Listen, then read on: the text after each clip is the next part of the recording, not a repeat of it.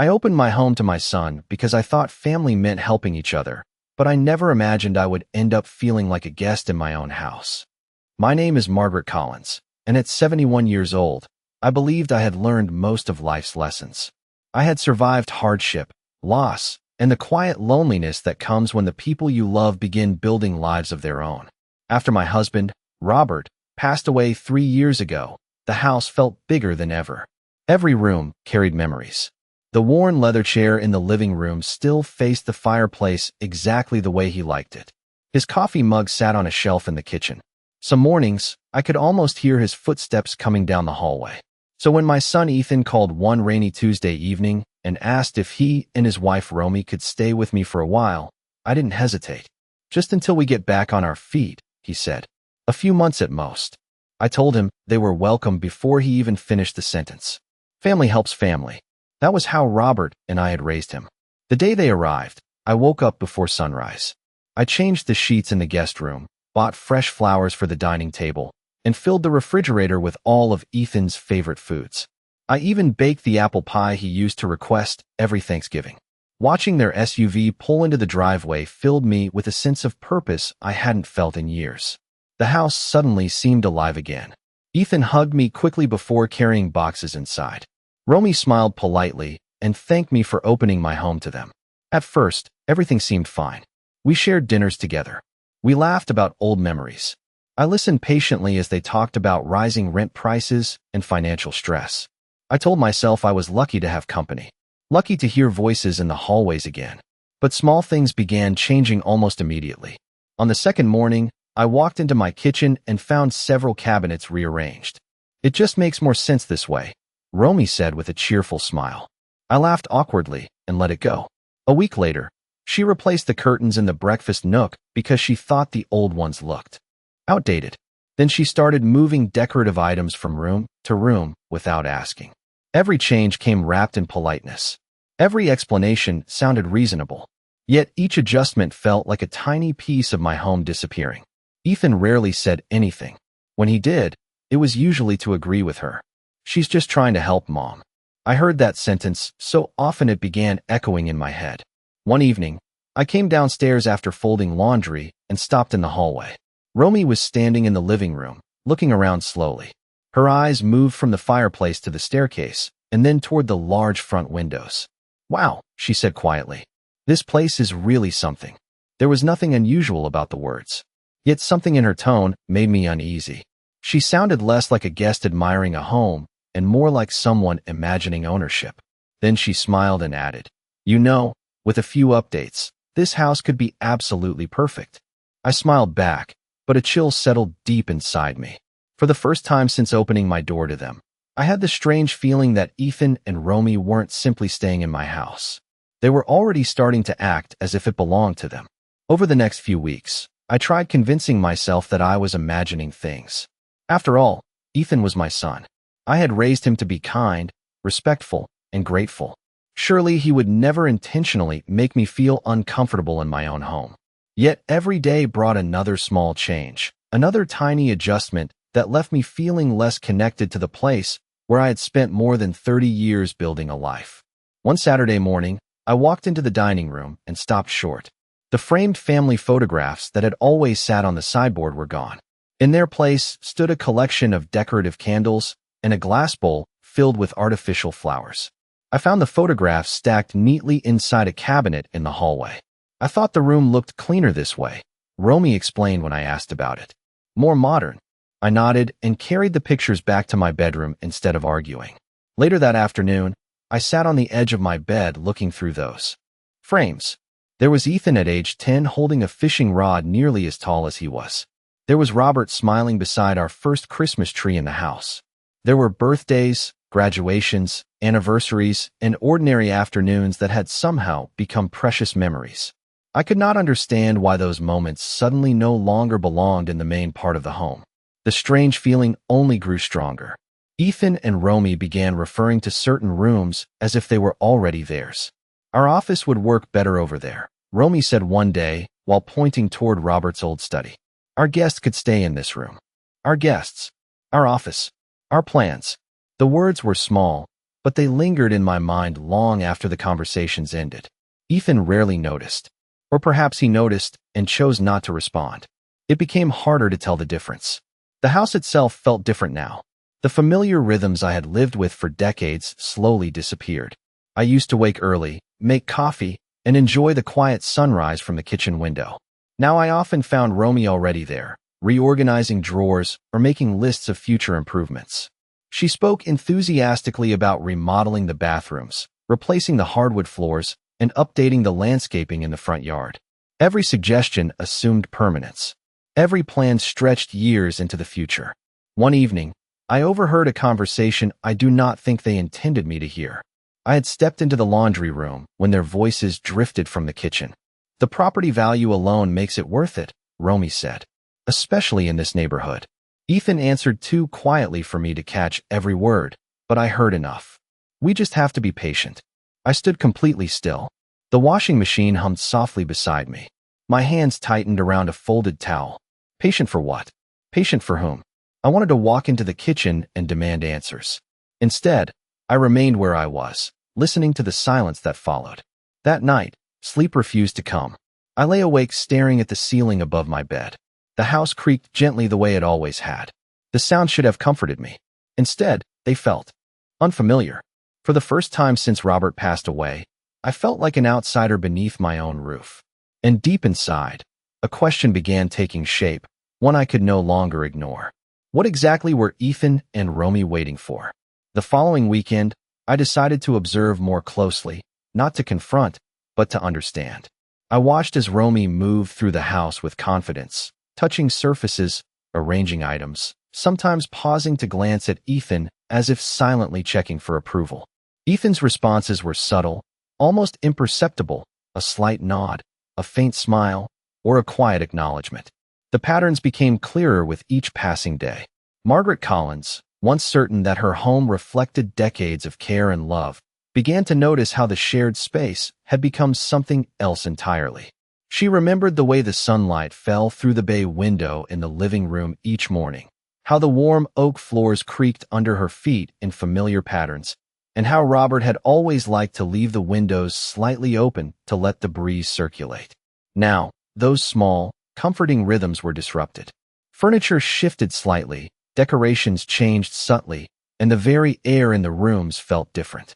One afternoon, Margaret decided to sit quietly in the study, a room that had remained untouched for years. She opened an old journal, letting the leather cover creak as she lifted it from the shelf, and began reading entries she had written over decades. Memories of Ethan as a boy, Robert's gentle laughter, and evenings spent with friends and family brought a bittersweet warmth. She understood suddenly that what she was witnessing was not simply thoughtlessness. It was a calculated reimagining of her home, a transformation that positioned her as a guest rather than the owner of her own life. She closed the journal slowly and placed it back on the shelf, determined to maintain her composure. That evening, as the sun dipped below the horizon, she watched Romy in the kitchen, humming quietly while rearranging the counter, making plans for the upcoming week, detailing purchases and updates as if she already controlled the household. Ethan sat beside her, occasionally, glancing over at her mother's face, but he said nothing. Margaret noted the quiet complicity, a subtle reinforcement of Romy's authority, and a lingering dissonance that settled over the house. She took a deep breath, allowing herself to feel the weight of these observations without anger, without confrontation. Each note of conversation, every gesture, every movement became part of a mosaic she carefully cataloged in her mind. She began to recognize the pattern. Romy was establishing control through familiarity, through small, repeated acts that built an unspoken hierarchy. Margaret felt a cold clarity descend, a precise understanding of what was happening and what would be required to regain the balance she had once known. She was not powerless. She would act, but only when the moment was right, and with patience. She returned to the living room, running her fingers over the mantel where family photographs once presided, now subtly repositioned. She straightened them carefully, ensuring they reflected her presence without overtly challenging the changes around her. In that quiet, controlled action, she sensed her own authority beginning to reassert itself. Margaret understood that reclaiming her space and her sense of home would be a gradual process, a series of measured steps and careful observations. She would watch, listen, and when the time came, she would respond in a way that could not be ignored. That night, she prepared her evening tea, the steam curling into the soft lamplight, and sat by the window watching the neighborhood lights begin to flicker on. The house felt heavy with anticipation, but Margaret felt lighter, armed with the knowledge that she had begun to understand the true nature of the disruption, and that comprehension itself was the first step toward reclaiming the home she had nurtured for so long. The next few days brought back memories I had spent years placing carefully on quiet shelves inside my mind. Once I started paying attention, I could no longer ignore the contrast between the life I had built and the one slowly being imposed around me. One rainy afternoon, I opened an old cedar chest in my bedroom. Inside were photographs, greeting cards, and letters that stretched across decades. I found a picture of Ethan standing beside Robert in the backyard. Ethan could not have been more than 12 years old. He was holding a hammer far too large for his hands while Robert smiled proudly beside him. That was the summer we built the deck together. Robert spent every weekend teaching Ethan how to measure, sand, and paint. We were not wealthy. Every improvement to the house came from patience, savings, and countless hours of work. Looking at those photographs reminded me of something important. This house was never simply a piece of property. It was the physical record of our family's life. Every wall carried a memory. Every room reflected years of sacrifice. I remembered clipping coupons so we could afford new kitchen cabinets. I remembered postponing vacations to replace the roof. I remembered sitting at the dining room table with stacks of bills while Robert reassured me that one day all the hard work would be worth it. We built security one careful step at a time. As those memories returned, another realization settled over me. Ethan knew all of this. He had lived it. He had watched his father spend evenings repairing broken fixtures instead of resting after work. He had seen me stretch every dollar to keep our home stable. Yet somehow, somewhere along the way, he had stopped seeing the house through our eyes. That evening, I joined Ethan and Romy for dinner. The conversation seemed ordinary at first. Romy talked about a neighbor whose house had recently sold. Ethan discussed mortgage rates and market trends. Then Romy casually mentioned that larger homes often became difficult for older people to maintain alone. The comment was delivered with a pleasant smile. On the surface, it sounded harmless. Yet it lingered in the air longer than it should have. Ethan did not respond. He simply continued eating. I noticed something else that night. Whenever decisions about the house came up, neither of them asked for my opinion anymore. They discussed possibilities as if I were listening to plans about someone else's property. New paint colors, future renovations, landscaping projects. They spoke. Comfortably, confidently, naturally. The assumption behind their words disturbed me more than any direct confrontation could have. After dinner, I washed the dishes alone. The warm water ran over my hands while their voices drifted from the living room. I stared through the kitchen window into the darkness outside. Years ago, Robert would stand beside me after meals and dry each plate while telling stories about his day. The memory brought a small smile to my face. Then another thought followed. Robert had always been remarkably observant. He noticed things other people missed. He would have recognized these changes immediately. He would have understood the pattern long before I did. That realization hurt, but it also strengthened me. For weeks, I had been questioning my instincts. I had wondered whether loneliness was making me overly sensitive. Standing there at the sink, I finally accepted the truth. My instincts were not wrong. Something was happening, something deliberate. And the more I reflected on the past, the more certain I became that protecting what Robert and I built was no longer optional. It was necessary. The following morning, I awoke to the soft light filtering through the lace curtains of the living room. The house seemed almost unchanged, yet everything felt different. Breakfast was quiet, though the hum of the coffee maker mingled with the low chatter of Ethan and Romy discussing plans for the weekend. I poured myself a cup of tea and carried it to the table, noticing the subtle rearrangements that had taken place overnight. A vase of fresh flowers now occupied the center of the dining table, where my collection of vintage salt and pepper shakers once stood. I made a mental note to place them back later, carefully, without confrontation.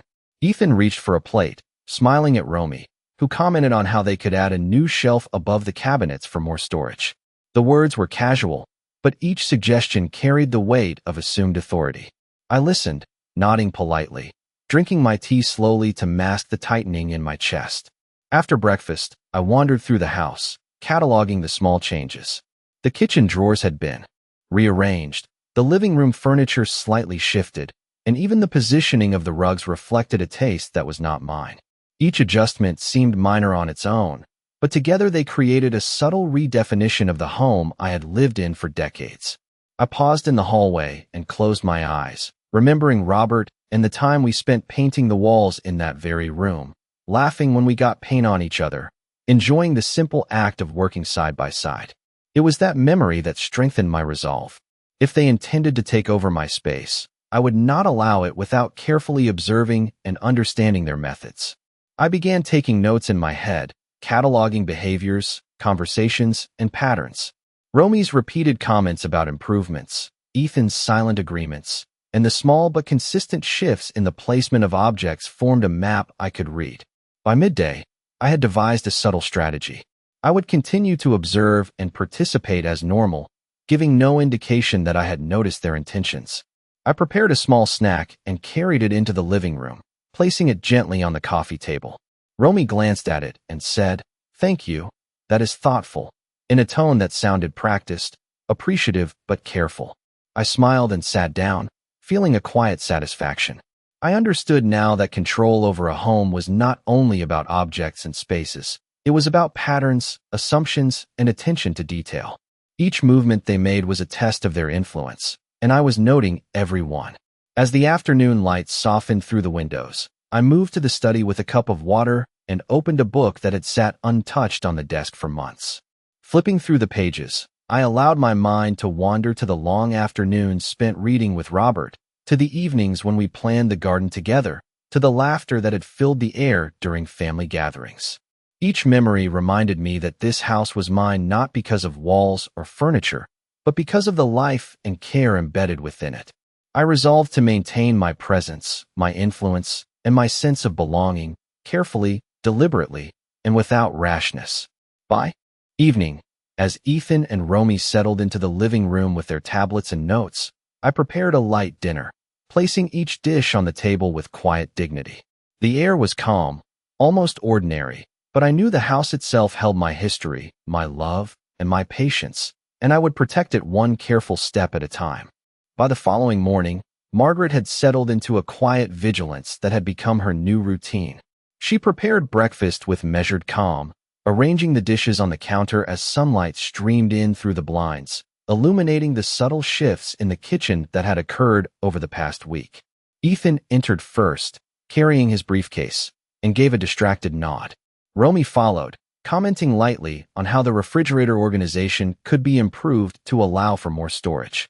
Margaret smiled softly, acknowledging the suggestion, yet she made no changes immediately, choosing instead to observe and catalog. Each comment, each adjustment, became a data point she filed mentally for later consideration. As they moved about the house, she noticed small patterns. Romy favored bright spaces and placed items to draw attention to them, while Ethan seemed comfortable letting her take the lead, rarely offering input or questioning decisions. Margaret began subtly influencing these movements without appearing intrusive, positioning her own belongings strategically and making small remarks about their intended placement. She spoke casually about the history of certain items, sharing anecdotes that highlighted the personal significance of each piece. Romy listened politely, but Margaret could sense the tension behind her smile, the faint hesitation when a story reminded her of the established life within the home. Ethan, meanwhile, began to glance at his mother more often, a slight uncertainty in his eyes as he noticed her quiet confidence and attention to detail. By midday, Margaret had taken stock of the environment, understanding how space, placement, and familiarity could shape perception and control. She moved through the house with intent, maintaining a presence that was neither confrontational nor passive, allowing her actions to communicate authority subtly. When the afternoon sun cast longer shadows, she retreated briefly to the study, where she found a comfortable chair near the window and reflected on the day. Thoughts of Robert and the life they built together provided clarity. Margaret realized that reclaiming influence did not require force, but observation, patience, and the strategic use of knowledge. She considered each small victory from the previous days, the quiet reclamation of her own stories, the gentle assertion of her habits, the careful placement of personal items, and understood how they were shaping the dynamic within the household. By the evening, Margaret prepared a light dinner, placing each dish thoughtfully on the table. Ethan and Romy conversed, their attention mostly on one another, while Margaret moved gracefully among them, serving the meal and participating in conversation with ease and subtle authority. The house felt steadier than it had in days, infused with her quiet presence and mindful actions. Margaret settled into the living room after the meal, sipping her tea and observing the ebb and flow of household activity. Every gesture, every decision they made, was now subtly influenced by her continued presence. She understood that the power within the home was not dictated by age or authority alone, but by consistency, awareness, and patience. As night fell, Margaret looked out the window at the soft glow of the streetlights, feeling the satisfaction of knowing that she had begun to establish a balance within her home once again, one deliberate and considered step at a time. By midweek, Margaret had grown even more attuned to the rhythms of the household. She moved through each room with quiet intention, noting the little ways Ethan and Romy claimed space, the manner in which they organized, suggested, and subtly redirected attention. In the morning, she poured herself a cup of coffee and stood by the window, watching the mist hover above the garden where she and Robert had planted roses many years ago. The scent of damp earth and blooming flowers reminded her that her presence, though challenged, was still rooted deeply in this home. Breakfast passed, with polite conversation, Romy suggesting minor changes in the kitchen layout, and Ethan agreeing without hesitation. Margaret nodded and replied with gentle remarks about why certain arrangements had always worked well for the household. She carefully let her voice be soft yet firm, allowing them to feel heard while subtly reinforcing her authority. After the meal, Margaret walked to the living room, noting the slight shift in the furniture from the night before. She repositioned a chair to its original place and adjusted a cushion that had been moved. These small acts were deliberate. She wanted to maintain the integrity of her home while observing how Ethan and Romy reacted. They did not protest, but she noticed Romy's glance lingered a little longer on the arrangement than it should have, a subtle acknowledgement that Margaret's quiet presence mattered. Later, Margaret retreated to the study with a notebook in hand, jotting down observations about patterns of behavior, small phrases, and the timing of decisions within the household. She considered how Romy approached each space, the calculated tone in her voice, and Ethan's tendency to defer quietly. Every detail fed into Margaret's understanding of the dynamic she was witnessing, and she began to see a path forward that was measured, thoughtful, and precise. In the afternoon, she prepared a light snack and placed it on the counter where Romy and Ethan would notice.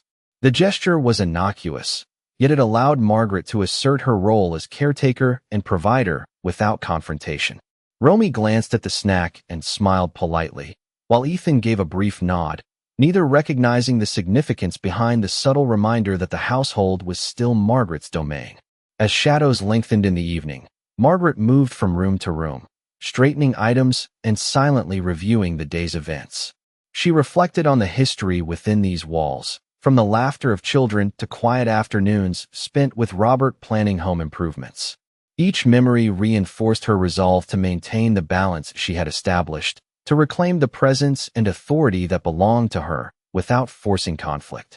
That night, as the household settled, Margaret stood at the front window, watching the streetlights flicker on one by one. The house was calm, the air filled with the quiet hum of life, yet Margaret felt a deep satisfaction. She had begun to establish control not through confrontation, but through careful attention, deliberate actions, and an unspoken authority that Ethan and Romy could sense but not fully challenge. Her home, her memories, and her presence were intact, and she understood that each thoughtful step would further solidify her role in the life she had built with care and dedication. The following Saturday brought an unexpected opportunity. Ethan and Romy left early in the morning to attend a gathering with friends across town, leaving the house unusually quiet. Margaret stood in the kitchen with her coffee, listening to the silence settle gently into the rooms. For the first time in weeks, The house felt entirely like hers again. She moved slowly from room to room, not searching for problems, but reconnecting with the space she loved. In the living room, she straightened a photograph of Robert that had gradually been pushed toward the end of the mantel. In the dining room, she returned a collection of family keepsakes to their original place. None of the changes were dramatic. They were simply reminders of the history that existed long before anyone else arrived. Later that afternoon, Margaret received a visit from her longtime neighbor, Helen. They had known each other for nearly 20 years and often shared coffee on weekends. Helen immediately noticed something unusual. "You seem different," she said as they sat on the back patio overlooking the garden. Margaret smiled. "Different how?" Helen considered the question carefully. "Stronger." The answer surprised her. Margaret had spent so much time observing others that she had not realized how much she herself had changed. She told Helen a little about the situation, careful not to complain or exaggerate. She described the small changes, the assumptions, and the growing feeling that her presence was being treated as secondary within her own home. Helen listened quietly. When Margaret finished, her friend leaned back in her chair and sighed. "You know what I think?" she asked. "I think they forgot something important." Margaret raised an eyebrow. "What is that?" Helen smiled. "They forgot whose house this is." The simplicity of the statement stayed with Margaret long after Helen left. That evening, Ethan and Romy returned home carrying shopping bags and talking excitedly about future plans. Margaret listened as they discussed furniture, decorations, and ideas for making certain rooms more functional. Then Romy casually mentioned converting part of the study into a shared workspace. For the first time, Margaret did not simply nod. She set down her teacup and smiled politely. "That will not be necessary," she said.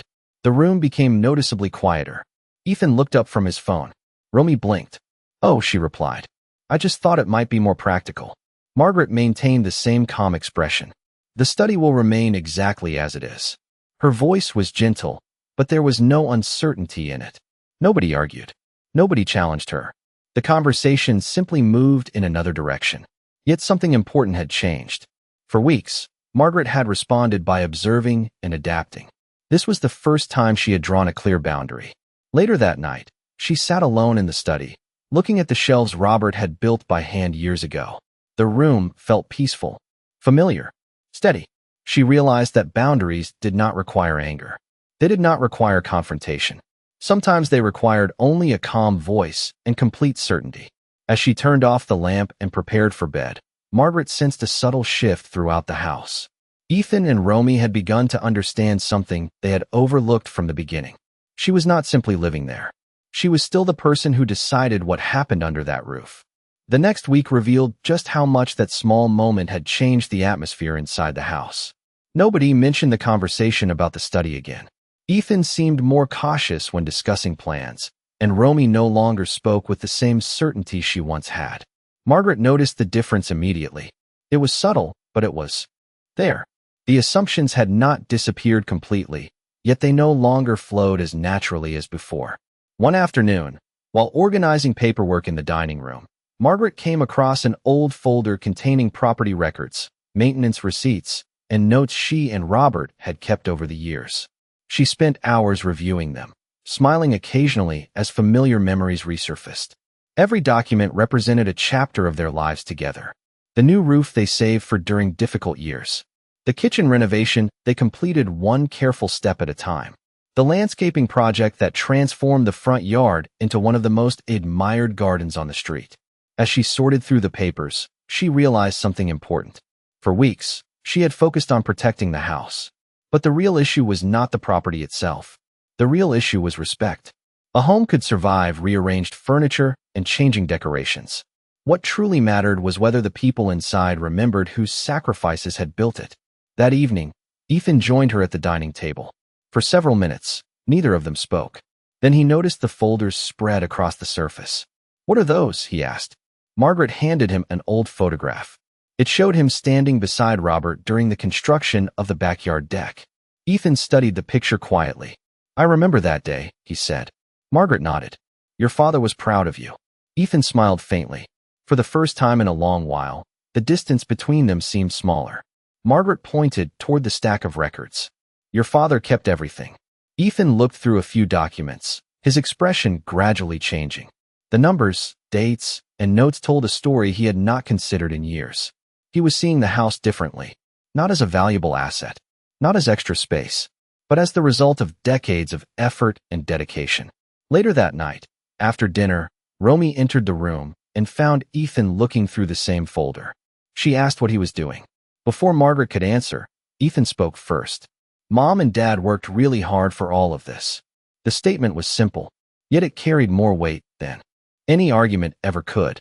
Romy glanced toward Margaret and offered a small smile. It was not an apology. It was not a confession, but it felt more genuine than many of the polite expressions she had worn over the past several weeks. As the evening continued, the conversation shifted naturally toward family memories instead of future renovations. Stories replaced plans. Reflection replaced assumptions. Margaret sat quietly, listening as Ethan recalled childhood moments he had not mentioned in years. The house felt different again, not because anything physical had changed, but because something deeper had begun to return. Understanding. As Margaret prepared for bed that night, she paused in the hallway and looked around the home she and Robert had built together. The photographs were back where they belonged. The rooms felt familiar. The silence felt peaceful rather than uncertain. She understood that protecting what mattered was not always about winning a confrontation. Sometimes it was about reminding people of truths they had forgotten. And as she turned off the lights and made her way upstairs, she felt something she had not felt since Ethan and Romy first arrived. She finally felt at home again.